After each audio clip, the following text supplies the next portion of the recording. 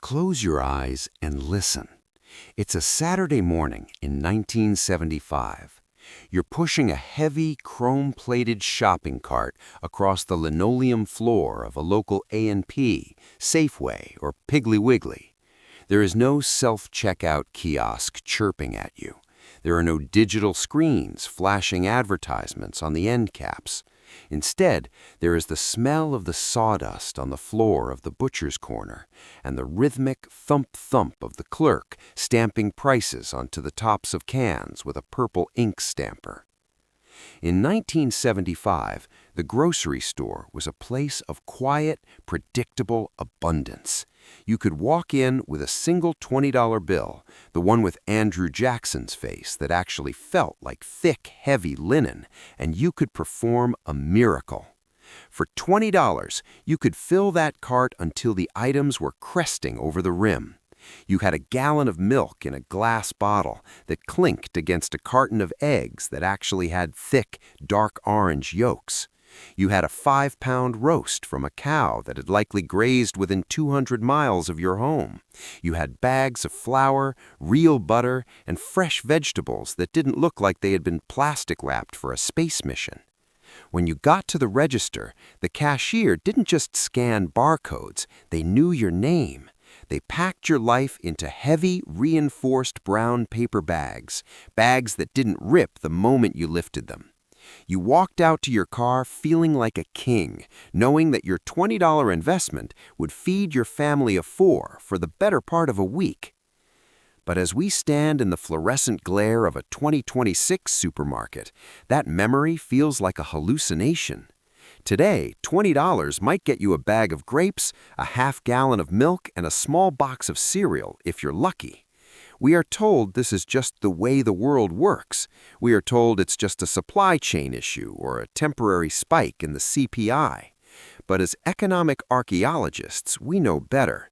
The disappearance of the $20 full cart isn't just about the price on the tag. It's about a fundamental shift in the very soul of what we eat. To understand why your groceries are killing your budget and your health, we have to dig into the 1970s, the decade when the American grocery store was hijacked. The first layer of our archaeology takes us to the early 1970s, and a name that most Americans have forgotten, but whose legacy sits in your pantry today: Earl Butz. As the Secretary of Agriculture under Nixon and Ford, Butz had a singular, aggressive mission. He looked at the traditional American farm, the small, diversified family plot, and saw an inefficiency. He famously told farmers to get big or get out. He wanted to transform the American landscape into a massive industrial machine designed for one thing: the production of cheap calories. This was the birth of the commodity era. Before this shift, the grocery store was a collection of local products. Your milk came from a local dairy. Your bread came from a regional bakery. But under the new rules, the government began to subsidize massive monocultures, specifically corn and soy. This created a false abundance. Suddenly, we had more corn than we knew what to do with. And in the world of finance, when you have a massive surplus of a cheap commodity, you don't throw it away. You find a way to hide it in everything. In 1971, the same year we left the gold standard, the American food system began its own debasement. Just as the dollar was being stripped of its gold backing, our food was being stripped of its nutritional backing. To make this massive surplus of corn profitable, the industry developed high-fructose corn syrup. By the mid-70s, this cheap industrial sweetener began to replace real cane sugar in almost every product on the shelf. It was the fiat currency of the food world. It was cheaper to produce, easier to transport, and most importantly, it was addictive. The $20 cart started to change. The items looked the same, but the archaeology of the ingredients revealed a shift. We were moving away from food and toward processed consumables. The grocery store stopped being a place where you bought ingredients to cook and started being a place where you bought units of industrial output. This was the first step in the grocery heist. The corporations realized they could lower their input costs by replacing expensive, real ingredients with subsidized industrial fillers. And while the prices stayed low for a while, the quality of the dream was already beginning to rot from the inside out. As we move into the 1980s and 90s, the economic archaeology reveals the second phase of the heist, the war on perishability. In the Golden Age grocery store, food was alive. It had a shelf life. Bread went stale in 2 days. Milk soured. Meat turned color. This perishability was actually a mark of quality. It meant the food was real. But for the massive global conglomerates that were buying up local brands, perishability was a risk. If food rots, it loses money. So the engineers were brought in to perform the same value engineering we saw in the appliance industry. They didn't want to build a better tomato.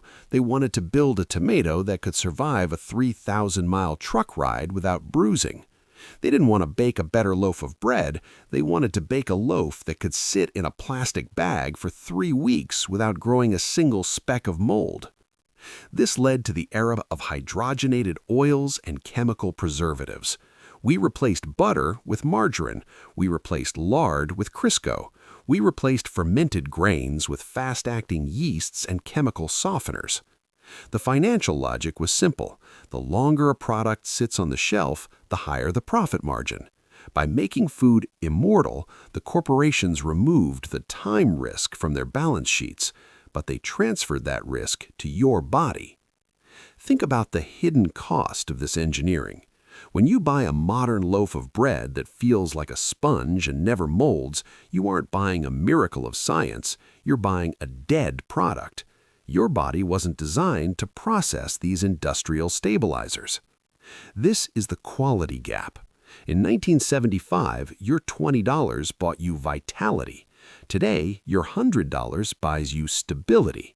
We are paying more for food that has been neutered of its nutritional value to protect the quarterly earnings of a holding company in Switzerland or New York. We see this most clearly in the middle aisles. In the Golden Age, the middle of the store was small. You spent most of your time on the perimeter, the butcher, the dairy, the produce. Today, the middle aisles have expanded like a financial bubble, filled with thousands of colorful boxes that are all essentially made of the same 4 ingredients: corn, soy, wheat, and seed oils. It is a simulation of choice that masks a monopoly of ingredients. Now, we must look at the modern squeeze. Why does that same cart of groceries now cost $200? The mainstream media tells you it's inflation, and they point to a chart. But as Golden Age thinkers, we need to look at the invisible thief known as shrinkflation. This is the ultimate corporate sleight of hand. In the 1970s, a pound of coffee was 16 ounces, a half-gallon of ice cream was 64 ounces, a box of cereal was filled to the top. Today, if you perform an archaeological check on your pantry, you'll find a shocking truth. The coffee tin has shrunk to 12 ounces, but the price stayed the same. The ice cream carton has indents in the bottom to hide the fact that it's now 48 ounces.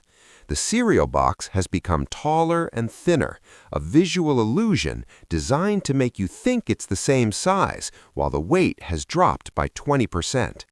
This is hidden inflation. The corporations know that the 50-plus demographic is sensitive to price. If they raise the price of a jar of peanut butter from $4 to $6, you notice. But if they keep the price at $4 and quietly remove 2 ounces of peanut butter, most people don't. Over a year, this invisible thief steals thousands of dollars from the average retiree's budget. You are paying the Golden Age price for a fractional product. But it's worse than just the weight. It's the ingredient degradation. To keep prices from exploding even further, companies are performing shadow swaps. They are replacing cocoa butter with palm oil. They are replacing real vanilla with artificial flavoring. They are replacing the expensive proteins with soy protein isolate. We are living in a simulation of abundance. The grocery store looks fuller than ever, but the real value per dollar has collapsed. In 1975, your $20 bought you a week of health. In 2026, your money buys you a week of calories. There's a massive difference between the two. For the retiree on a fixed income, this is a wealth drain that no one talks about. You are literally eating your savings as the cost to maintain your health rises because the quality of your fuel has plummeted. The system is designed to keep you in a cycle of low-quality, high-frequency purchasing, exactly like the disposable fridge we discussed in our last investigation. So, as economic archaeologists standing in the aisle of a modern supermarket, what is our golden insight? How do we protect our wealth and our vitality when the grocery store has become a minefield of industrial fillers and shrinkflated boxes? First, we must return to the perimeter. The greatest financial and health hack of 2026 is to ignore the middle of the store. If a product has a nutrition label with more than 5 ingredients, it isn't food. It's a financial product designed to benefit a corporation. By buying single-ingredient foods, eggs, meat, butter, vegetables, you bypass the processing tax. You are paying for value, not engineering. Second, we must learn to buy whole. In the 1970s, we bought a whole chicken and cut it up ourselves. We bought a whole block of cheese and grated it. Today, we pay a convenience premium of 300% for pre-cut or pre-shredded items. These items are often coated in cellulose or potato starch to keep them from sticking. When you buy whole, you save money and you avoid the hidden chemicals. Third, seek out the old world supply chain. One of the best ways to fight shrinkflation and quality death is to find a local butcher or a farmer's market. Yes, the price may look higher on the chalkboard, but perform the archaeology. A pound of grass-fed beef has more bioavailable nutrition than 2 pounds of industrial grain-fed meat product. You will find that you eat less because your body is finally getting the nutrients it's been starving for. The $20 grocery cart is a ghost. It belongs to a world where a dollar was as solid as a glass milk bottle and a farmer was a neighbor, not a subsidiary of a global holding company. We cannot bring back the 1975 Safeway, but we can bring back the 1975 mindset. We can stop being consumers and start being provisions managers. We can stop falling for the visual illusions of the cereal box and start looking at the weight and the purity of the ingredients. Your grocery budget is the front line of your financial defense. Don't let the invisible thief take another ounce from your pantry. Protect your health, protect your budget, and reclaim the quality that the great agricultural shift tried to take away. Before we go, I want to ask you, what is the one food item that you remember tasting completely different when you were younger? Was it the tomatoes, the bread, the milk? Share your taste memory in the comments below. Let's remind the world what real food actually tastes like. Thank you for watching the Golden Age Insight.